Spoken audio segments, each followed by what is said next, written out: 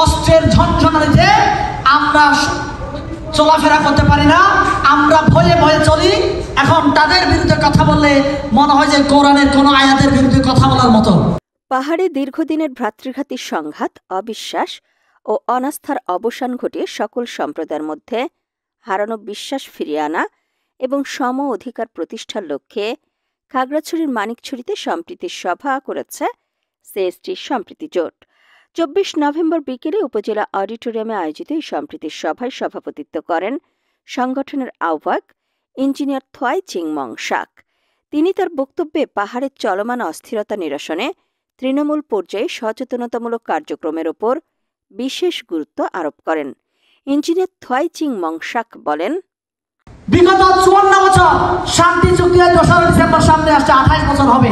এই 28 বছরে আমার এই পার্বত্য চট্টগ্রামের আমি বাঙালি কথা বানাই দিলাম।